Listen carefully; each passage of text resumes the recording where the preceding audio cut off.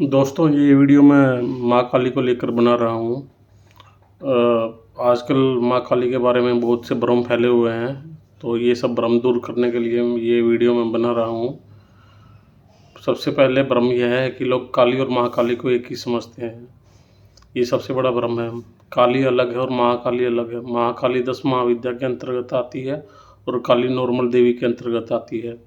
काली माता को हम चौगानन माता के रूप में भी जानते हैं और मदानन माता के रूप में भी जानते हैं। काली, मदानन और चौगानन कभी किसी की हत्या नहीं करती, कभी किसी की हत्या नहीं करती। चाहे उनको कुछ ही भोग दे दो, कुछ ही भोग दे दो, कुछ ही भोग दे दो। काली का भोग खून रहता है, खून रहता है, खून रहता है। चौगानन और मदानन का भोग कुछ भी रहता है, कुछ भी रहता है। चाहे उनको कुछ भी भोग दे दो, चाहे उनको टॉफ़ी दे दो, कुछ भी दे दो, परंतु चौराहे पर भोग दिया जाता है। ये मैं वीडियो में आप सबको बता रहा हूँ। ये इन्फॉर्मेशन पब्लिकली अवेलेबल नहीं है।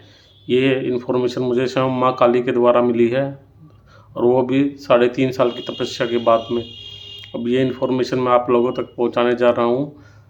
चौगानन और मदानन को आप कोई भी भोग दे सकते हैं, परंतु माँ काली को खून का भोग दिया जाता है। देखो मैंने माँ महाकाली का लॉकेट पहन रखा है। माँ महाकाली 10 महाविद्या के अंतर्गत आती हैं, और मैं महाकाली को खून का भोग देता हूँ अपने शरीर से निकाल के डेली। मुझे 10 महाविद्याओं की सिद्धि प्राप्त है। आजकल 10 महाविद्याओं के बारे में भी बड़ा भ्रम फैला हुआ है। लोग मिर्ची हवन करवाते हैं, कोई हवन करवाते हैं, कोई कहते हैं कि एक हवन कर लो और शत्रुओं पर विजय प्राप्त कर लो।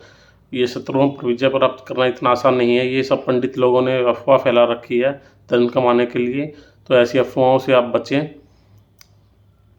किसी भी 10 महाविद्या की सिद्धि इतनी आसान नहीं है। 10 महाविद्या की सिद्धि करने में कम से कम 3-4 साल का वर्ष का समय लग जाता है, और माँ तरह तरह की परीक्षा लेती है, और मेरी परीक्षा अब तक चालू है। इस परीक्षा में मैंने कम से कम 6-7 लाख रुपए गंवा दिए हैं। माँ ने मेरी परीक्षा में 6-7 लाख रुपए का खर्च करवा दिया है, और अब मुझसे सिर्फ बात करती है, और मुझे सारी सिद्धियाँ प्रदान नहीं की है, परंतु कुछ सिद्धियाँ प्रदान करी हैं।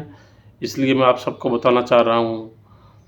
बस आज मैं आपको इतना ही बताऊंगा। डेली मैं कुछ ना कुछ इन्फॉर्मेशन आपको शेयर करूंगा।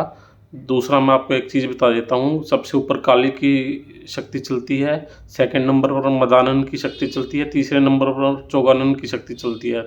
चौगानन नॉर्मल हम चौगानन को भोग पर चलाते हैं, लेकिन जो नागा साधु है, सिद्ध नागा साधु है, वो अपने आदेश के द्वारा भी चौगानन को चला सकते हैं। और नागा साधु भी 2 प्रकार के होते हैं, सिद्ध साधु और बिना सिद्ध साधु।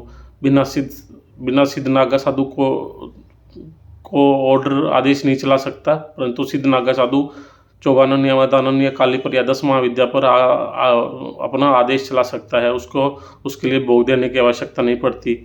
इसी प्रकार सिद्ध अघोरी को भी कोई भी भोग देने की आवश्यकता नहीं पड़ती। वे अपने आदेश से कोई भी चौगानन मदानन काली को चला सकता है। परंतु ये तीनों शक्तियों में से काली कभी किसी की हत्या नहीं करती। काली व्यक्ति को डराती है, लेकिन चौगानन और मदानन व्यक्ति की हत्या कर सकती है और उसको मार सकती है, कुछ ही सेकंडों में मार सकती है।